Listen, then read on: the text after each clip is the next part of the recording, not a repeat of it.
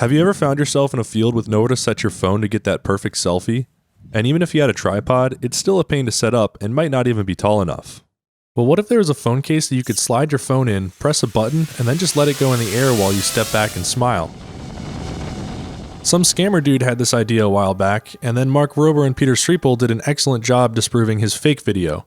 They even took it a step further to show what it actually takes to get your phone to fly using hobby drone components. I love what they did, but it was still manually controlled.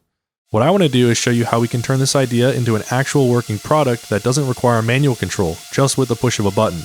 And oh, by the way, did I mention that a clip from this intro was filmed using what I came up with? Let me show you how I did it all from scratch. I'm sticking with the bicopter design with the phone in the vertical position like the original. Roll control uses variable RPM on the left and right motors, which are standard mini quad motors with 5-inch props and some shrouds I designed for protection. Pitch control is enabled by these two servos, which pitch the motors forward and backward to create a control moment about the center of gravity. To increase pitch control effectiveness, I place the battery as low as possible. This brings the center of gravity further down so that the moment arm for the tilting motors is increased. Note that I said it increases control effectiveness, not stability. If you think that lowering the mass increases inherent stability, then you've fallen victim to the drone pendulum fallacy, and I'll direct you to this excellent video by Tom Stanton debunking this commonly held belief. Increasing the distance between the center of gravity and vectored motors for better control was something I did on my RC Starship design a while back, and in that case the center of gravity was actually above the motors and it flew just the same, if not better, as if the motors were on top. I did it! Finally, yaw control on this design is achieved simply by differentially tilting the two motors. So with the design in CAD complete, I got to printing all of the main components on my new 3D printer. The shrouded motor mounts slide onto these 4mm carbon shafts which interface with the main body with some bearings. The phone slots into this piece, which glues on the main body separately, so I can make different versions to fit different phones if needed. I also designed this backplate to cover the electronics, which I'll show off later. After I press fit the bearings in the main body, I was able to slide the shafts on and pin them in place with the blue control horns. Next I installed the servos and screwed them into place. To connect the servos to the tilting rods, I used a paper clip with Z-bends at each end. Then I got the microcontroller and IMU mounted and it was time to solder everything together. I'm using a modified version of my open source flight controller Dreamflight for this project. Normally I use connectors and whatnot for my projects, but to avoid a wiring mess, I decided to cut all the wires down to size and solder directly to the board. I was actually pretty happy with how clean this came out. The big red switch is what I'll use to turn this thing on and off, and I'll explain the purpose of these extra sensors on the bottom later. Next up, I slid on the shrouded motor mounts and soldered the motors to the speed controllers. And just like that, the build was finished. This piece uses magnets to snap on and cover the electronics on the back, and my phone slides right in the front. All in all, a pretty clean looking build. I'll link all the 3D printed part files down in the description below if you want to build one of these yourself. But if you don't have a 3D printer like me, the sponsor of this video may be able to help. PCBWay not only provides high quality PCB and CNC machining services, but they also offer low cost and fast 3D printing with tons of material options. This is a resin print they sent me, and the quality kind of blew me away. So as I mentioned, if you don't have a 3D printer, you can still build these sorts of projects if you head over to PCBWay.com. Now let's get this thing flying. Safety glasses.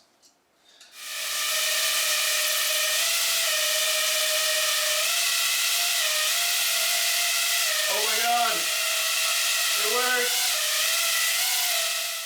For these first test flights, my goal is to get it tuned and flying manually using an angle command controller that tracks my transmitter inputs.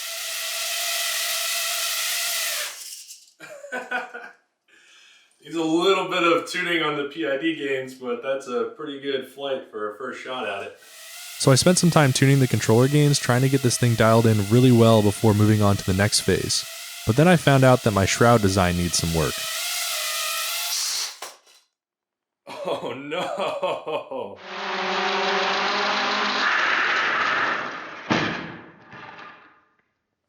Oh, it looks like the shrouds might have started some resonance with the motors and then it just caught it and ate it. So I redesigned the motor mounting piece to be a bit less flexible and got back to testing.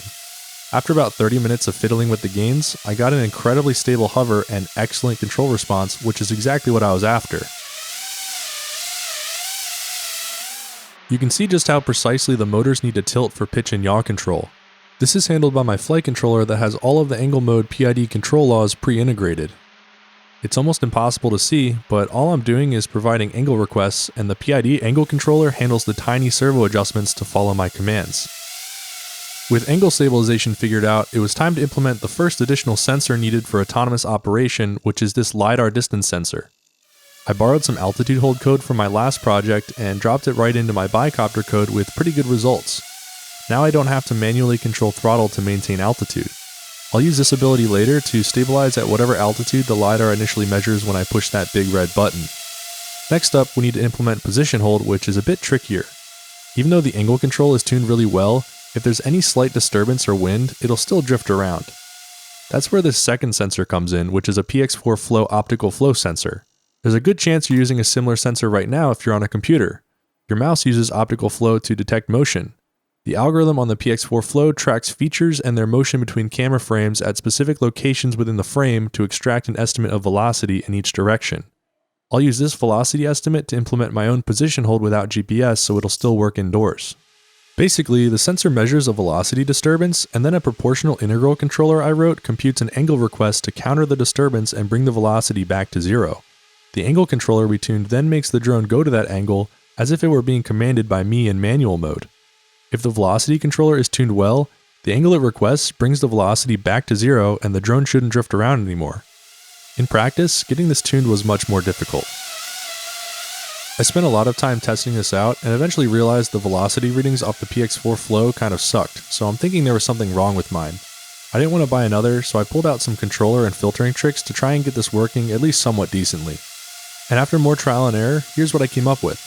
It's not a perfectly stationary hover, but it is maintaining position within about a 1 meter circle, which is still much better than letting it drift around on its own. You can see the very small opposing angles the velocity controller is requesting when I disturb it. So with this figured out, it was finally time to pull everything together, automate things with the big red button, and go test it out with my phone. I wrote some code that uses that button to arm the vehicle, spool up the motors, and start flying at the exact position you let it go at. Similarly, pressing the button again spools down the motors and disarms the system. Who needs this thing anymore? Alright, first end-to-end test with the phone drone. It's a little bit cold and windy out here, so my hopes aren't too high, but let's see what we can make this thing do.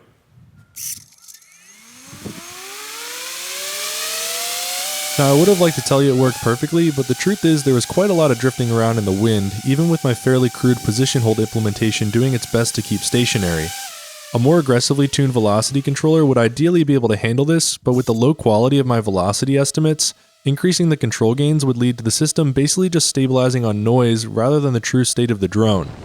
But when there were breaks in the wind, I was still able to get that perfect selfie I was after, no tripods required. After all this, maybe this still isn't quite a viable product after all. It's really noisy, and the battery only lasts about 4 minutes with the phone loaded up on it. Battery died. But this project did let me trick you into learning about bicopters and cascaded control frameworks, so it's still a win for me. I hope you can now appreciate the complexity of drones with rock-steady position hold and understand that it's not quite as easy as just slapping a GPS on it. There's all sorts of challenges from sensing to state estimation to control law design that go into simplifying the complex flight of a drone so practically anyone can fly one. This channel aims to demystify the magic of drones and show how you can apply these advanced concepts yourself, so if you enjoyed the video or learned something new, I would greatly appreciate a subscription to the channel so you can stay up to date on future projects like this. Cheers!